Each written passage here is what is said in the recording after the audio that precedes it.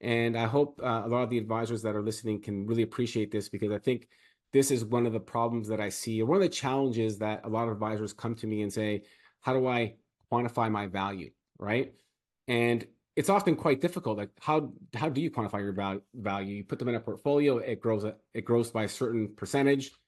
Who are you to say that it was more or less uh, than they would have done, than they would have done on their own? So there is a study, and it does come out every year, but this one was a more comprehensive one that I'm going to be going through, and I think it's going to really open up a lot of eyes.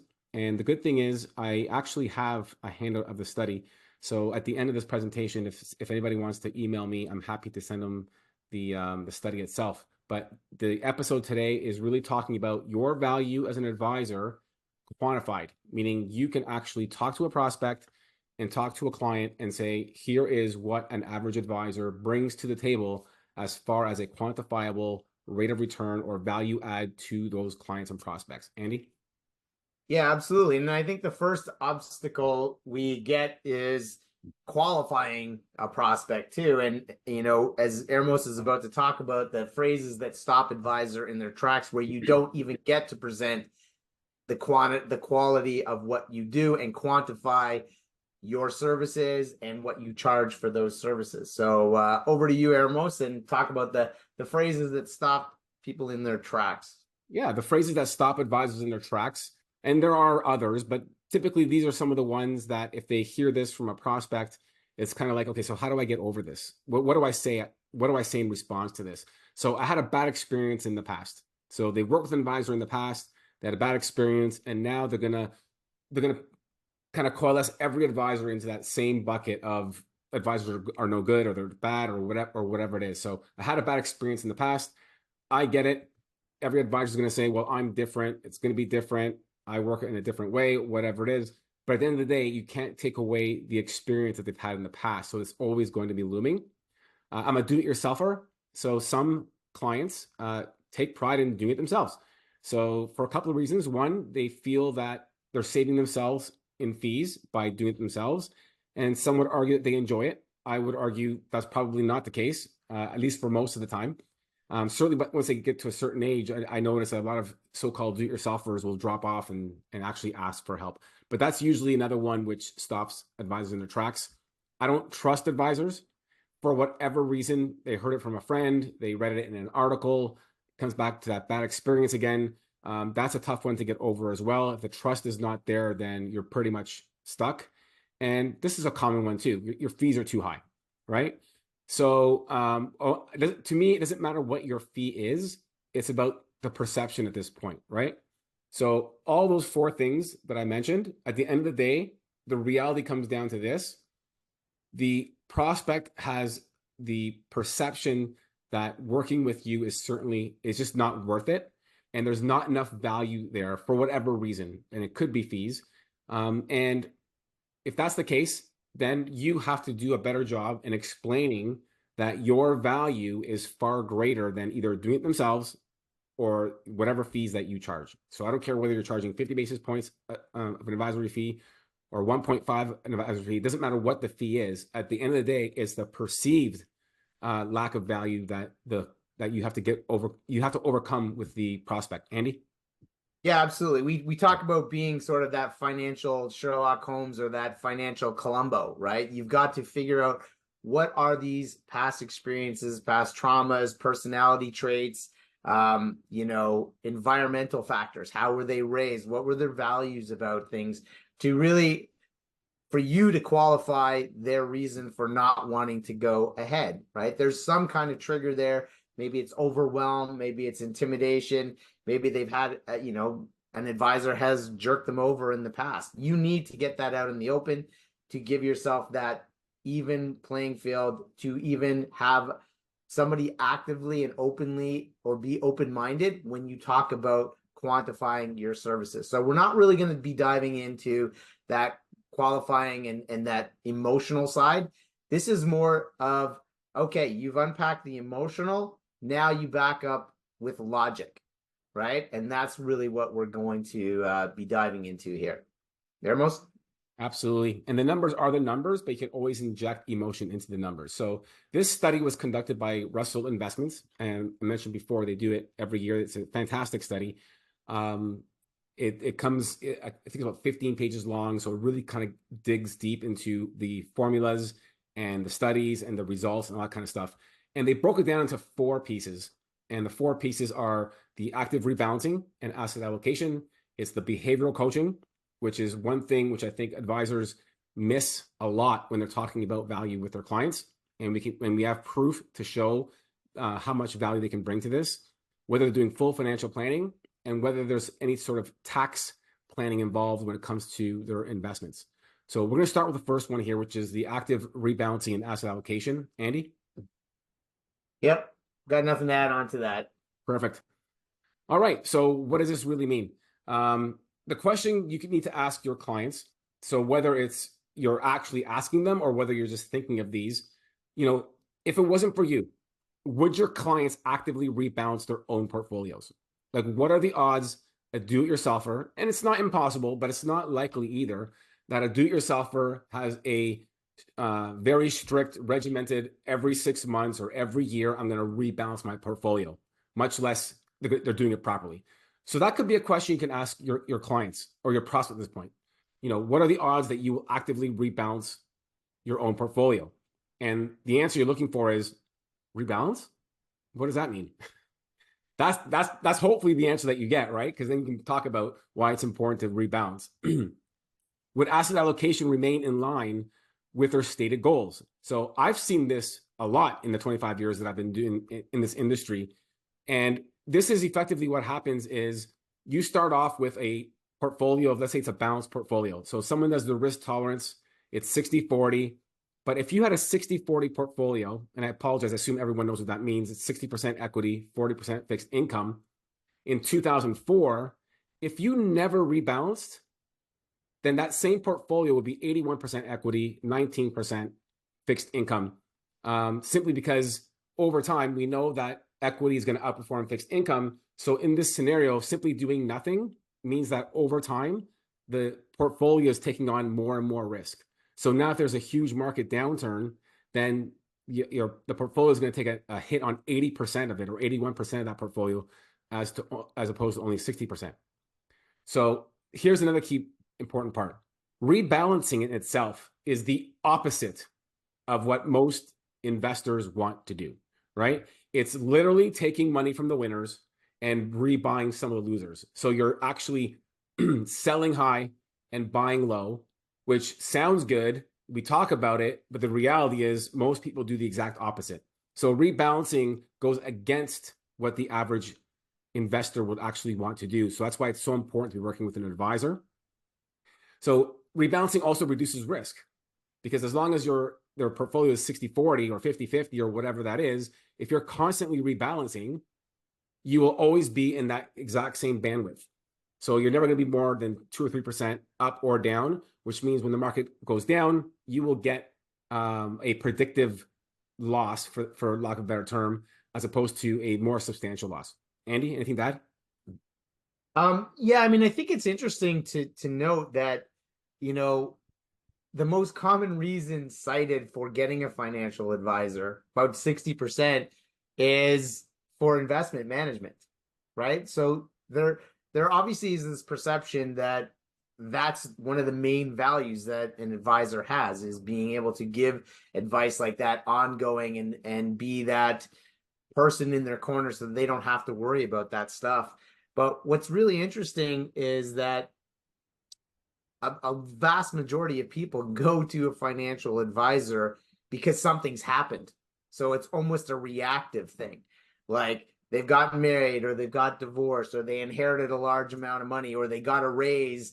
And I think one of the benchmarks is that people think once they make over $100,000 a year, that's the time where maybe they need to be seeking out financial advice or any number of those other things. And interestingly, this is a good thing. 95% of people feel like they get the value from their advisors. But why isn't everybody getting an advisor? Because they may not understand all of these complexities, and such as active rebalancing and asset relocation. So that is one thing to bear in mind of the motivation for why somebody should or even uses a financial advisor. So Andy, you actually reminded me of something because I've heard this before as well. Sometimes advisors don't see the value or their value in rebalancing because the portfolio that they put them in are automatically rebalanced. So Well, here that we goes, go. right? Right. So, but the point is, just because you're not actively doing it doesn't mean that you can't take credit for it. You put them in a certain portfolio or one-click solution or whatever it is, which automatically rebalances. So left to their own devices, a client is not likely to be rebalancing on a regular basis. That's my point. So even if you have a scenario where you are putting your clients in a portfolio which is automatically rebalancing, you can still take credit for that. Go ahead, Andy. Next slide. Yep, we're on it now. This was the value. Oh, sorry. All right. So the active rebalance. Okay. So this is the value that you can communicate with your clients when you're talking about what you bring to the table. So the potential benefits of a systematic rebalancing policy, which of course we just discussed in the last slide, what your strategic rebalancing policy is. So what you do for your clients. So it's not like every once in a while when I just feel like I'm going to rebalance. No, there's an actual policy behind this. How frequently the portfolios are rebalanced. So whether it's quarterly or twice a year or annual, and there's different methodologies for that, and there's some pros and cons. I'm not going to get into that part, but explain to them the frequency and the reason why it is what it is, and of course your approach to strategic rebalancing during periods of market volatility. This is a big one, right? People want to know what's going to happen when the markets go down, not necessarily when they go up.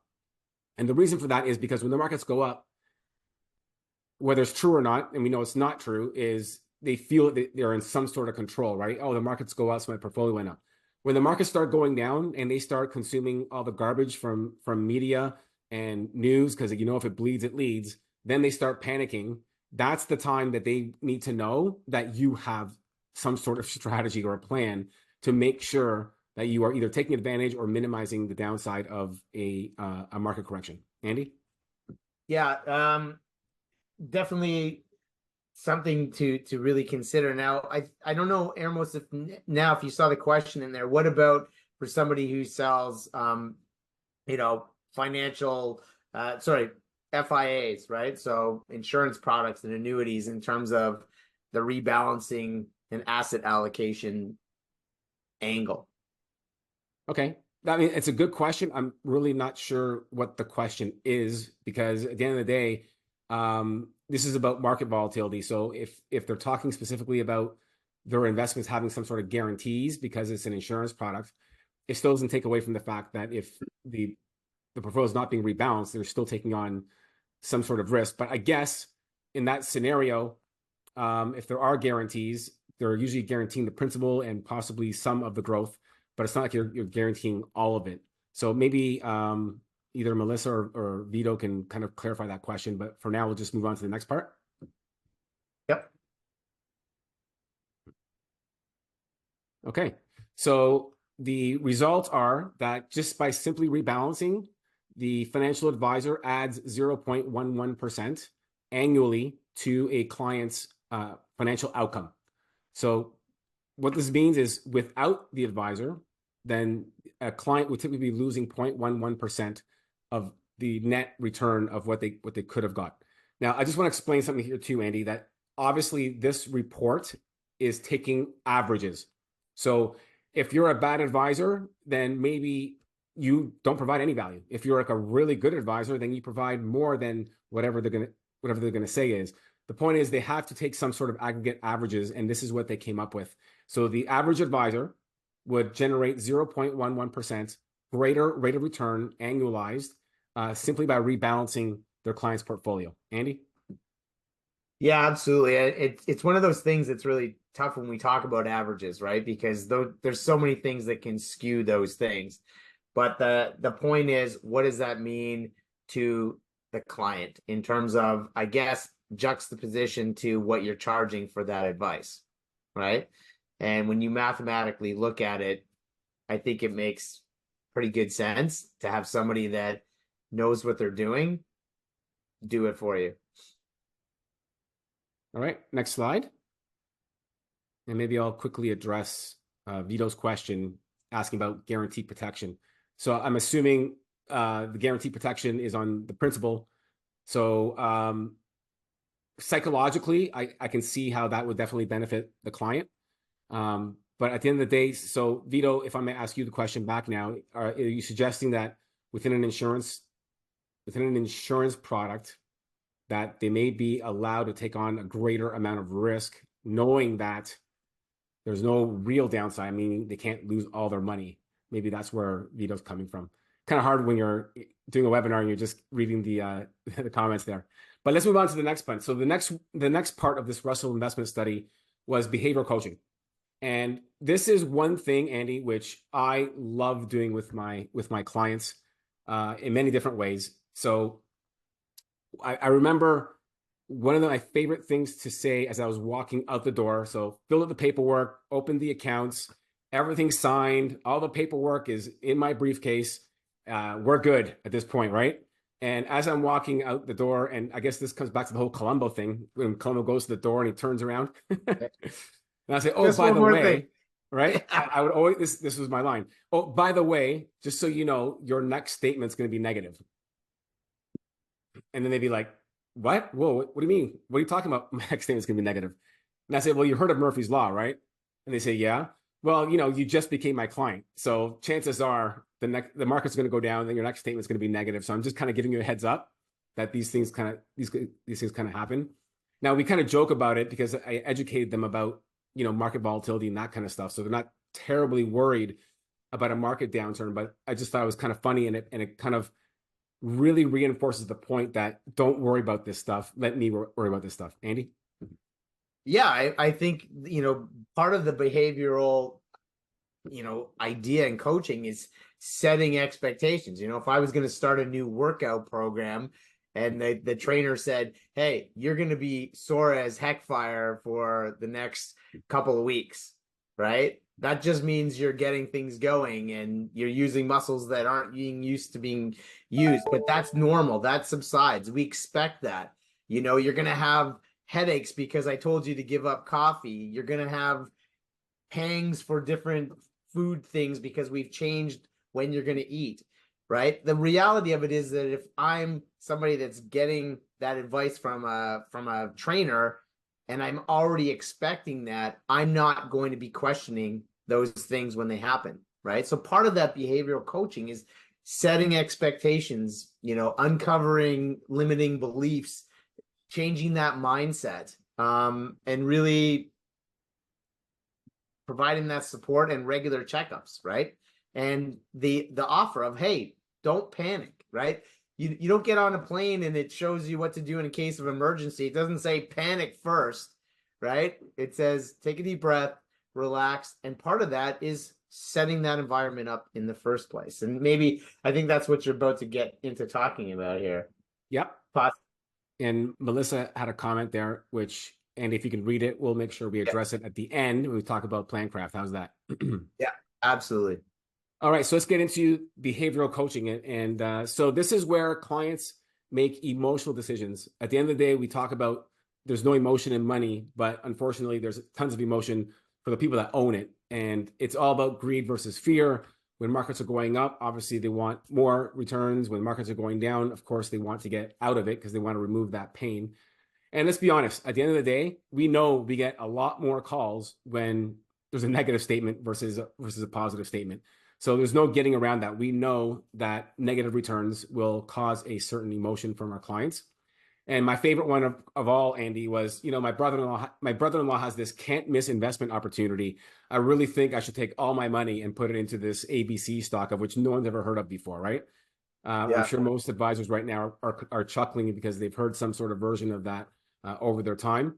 And when the markets do go down, I mean, how much time are we spending as advisors talking our clients off a cliff, making sure they don't make the big mistake, right?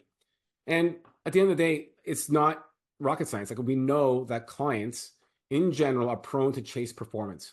A lot of us educate our clients to get them to stop doing that, but I think it's human nature that when you start doing well, you just want to do even better. Andy? Yeah, absolutely. And I think a big part of this is their EI quotient, right? Their emotional intelligence quotient, right? And figuring that out and managing the emotional and the logical side. But the 5 key elements of emotional intelligence are self-awareness, self-regulation, motivation, empathy, and social skills, right? So if we are managing all of those things, right, and getting them all working in concert and aligned, we're going to prevent people from taking, reacting to things, right? Or just jumping the gun. A great example I think is, it's kind of related, but I remember this couple that was talking about getting themselves aligned and having a more minimalist attitude. And one of the things they were doing was, when they were going to purchase something, right, they made a rule that they had to wait a couple days, or in some cases a week, to make that purchase, right? To see, did they still feel the same way? Were the emotions the same a week later, instead of just being impulsive?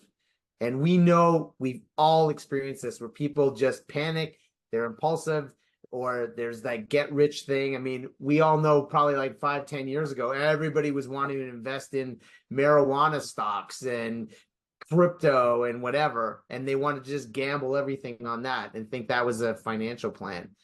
What a huge mistake. I said, look, if everybody's talking about it, it's too late. It ain't happening. Anyway, sorry, I'm veering off a little bit, but I think it has to do with managing that behavior and emotional intelligence. All right. So here is the proof is in the pudding here. So we talk about, obviously you want to buy low and sell high every single time, but statistics don't lie.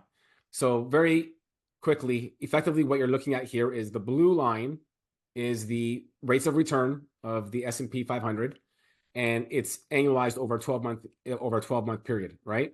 So beside it, or counterimposed, is the orange line, which is net flows. So this is money going into the market versus the money going out.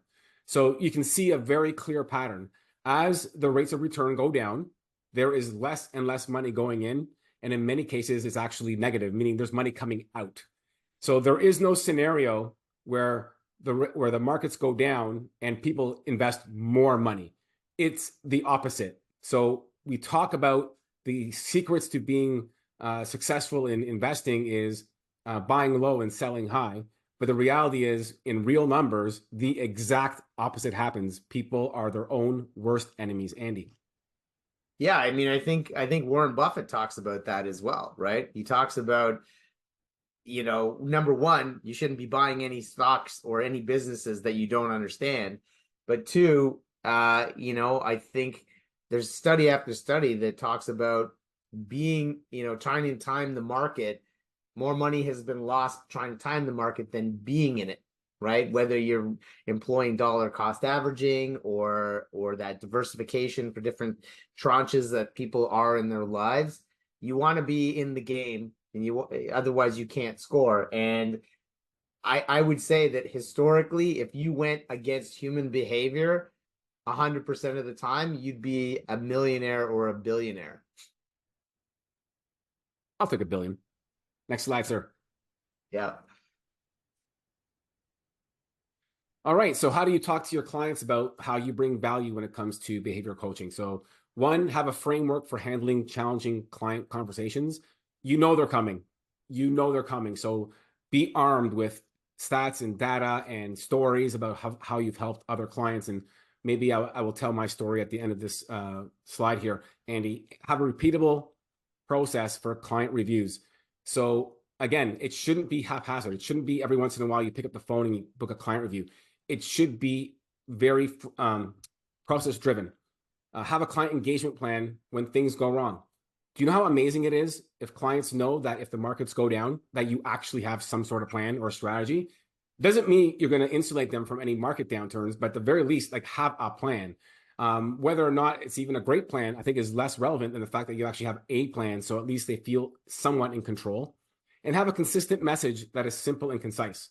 So again, like, talk to them about, how the markets have done in the past and how they've recovered and that kind of stuff. And this study actually does have some other tools which will allow you to bring forth to your clients so you can actually show this kind of stuff.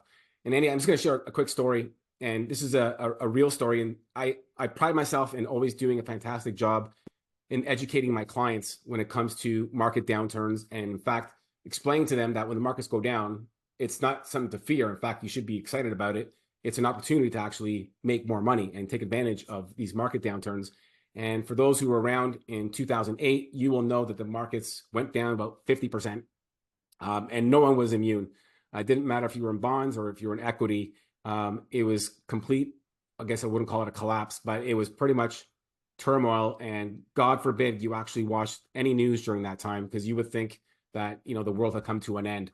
And at that time, I had about 432 clients, I believe, and I had two of them that were adamant that they wanted to get out.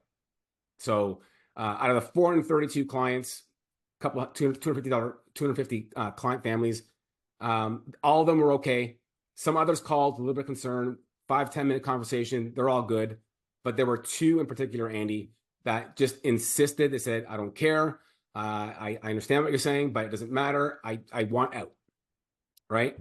And it got to the point where I realized, okay, they're not going to let me talk them off the ledge. So I had to make a tough decision. And I basically said, okay, so this is what you're going to do. And Andy, if you were that client, I would say, Andy, I hear what you're saying, but I don't want my fingerprints anywhere near this when the markets recover. And then you're going to come back and blame me that I let you get out. So if you really want to take your money and stick it in cash, here's what you do. You walk into your friendly neighborhood bank branch. You ask to speak to the financial advisor there. You walk into their office and you tell them you want to transfer your money from where it is today to that new bank branch. They're going to get you to fill out what's called a T2033, a couple of signatures, open up an account with the bank, and then within a week or so, your money will transfer from myself to the bank. And at that point, that advisor can put you into cash. And then there's a pause at the end of the other line, and they'll be like, oh, so what you're saying is, like, you're willing to lose me as a client if I actually want to take cash out all my investments.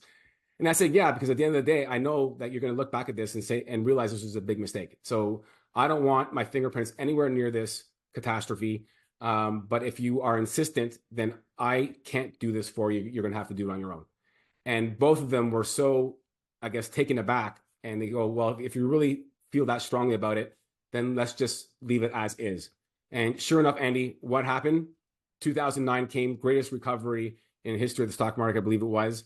And these two clients gave me more referrals over the next 12 months than all my other clients combined, because they were so grateful that I basically talked them off the ledge, and I refused to let them make what I call the big mistake. So behavioral coaching is huge. And in fact, numbers wise, it is the biggest one. So Andy, if you get to the next slide, I believe it's going to show the actual difference that it makes. Okay, I have to go back for a second here because I was going to get to wrapping stuff up in terms of this, but here Okay. I'll go back to that, and then we should maybe put a pin in this and continue this next week. No problem. But look at that, 2.82%. So that is the value that the average advisor brings to their clients just by coaching them behaviorally and making sure they don't make the big mistake, right? And how do they quantify that? They just show you the rates of return of the S&P 500 index, which over the last 10 years was 12.03%. And it compares it to the rates of return of the average client that does not have or work with a financial advisor. So their returns are 9.21 versus the index at 12.03. The difference is 2.82. So those who have an advisor actually get better rates of return than those who do not work with an advisor. And that's where that 2.82 comes from. And this is huge. And I very rarely ever hear an advisor talk about this to their prospects and clients when it comes to the value that they are providing to their clients. Andy? Yeah, absolutely. I mean, it's